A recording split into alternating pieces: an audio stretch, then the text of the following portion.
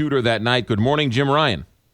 Good morning, McGraw. Actually, back in Texas now, but prepared to go to Orlando again at a moment's notice. The transcripts yesterday were released. We didn't have audio tapes, but we do know what is contained in those conversations between Omar Mateen and 911 operators. Printed transcripts that came out yesterday, not without some controversy, McGraw. As you know, early in the morning, the Justice Department issued those transcripts. They had black marks all through them. The redacted versions were not enough to satisfy lawmakers in Washington. Soon they were demanding that the full 911 transcripts were released, and they were.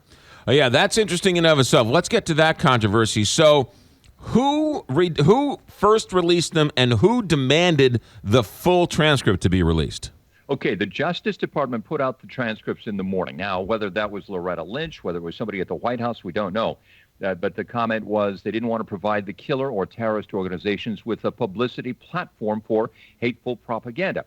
The call came out later in the day from lawmakers of both parties, actually led by Republicans in Washington, who were demanding that the full transcript come out. Their suspicion was that the White House was trying to avoid pinning this on Islamic terrorists or Islamic extremists, although President Obama said on Saturday that it was ISIL that was sort of, if not directing this, then at least inspiring Omar Mateen in what he did a week ago Sunday. So finally, by the end of the day, the Justice Department said that this whole thing had become a distraction, the controversy about it, and released the entire 911 transcript. When will the tapes be out, McGraw? Hard to say. Could be tomorrow, could be a year from now. Okay, so they haven't released the tapes. Reason why not wanting to release the tapes?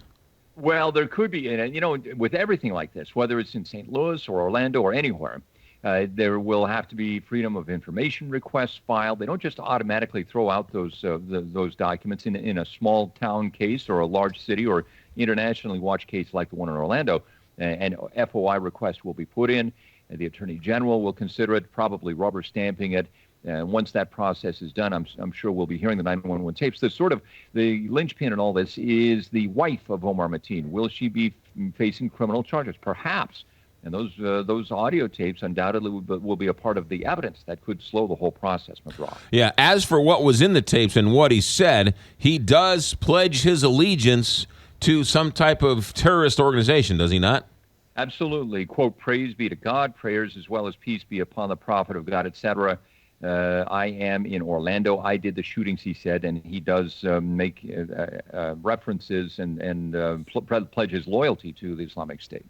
He also did this. He also called 911 in the middle of the attack? Well, it apparently came after some of the shootings already had been done. And we're learning now that it may not have been a 3-hour shooting spree, walking room to room, firing shots for that whole 3 hours. It may have been sort of a burst there at the very beginning in which 49 people were killed, for heaven's sake, and 53 wounded. And then there was a lull for much of the rest of that 3 hours. So it's thought that the most of the shooting happened very early on, most, if not all of it, very early on. But then he placed that call. 911 then had his number, obviously, called him back at least one time. There may have been other communication between Omar Mateen and his wife by text and a TV producer in Orlando. My goodness. Jim Ryan, ABC News correspondent, following this story for us. Jim, thanks for checking in. See you, McGraw. 724, Big 550.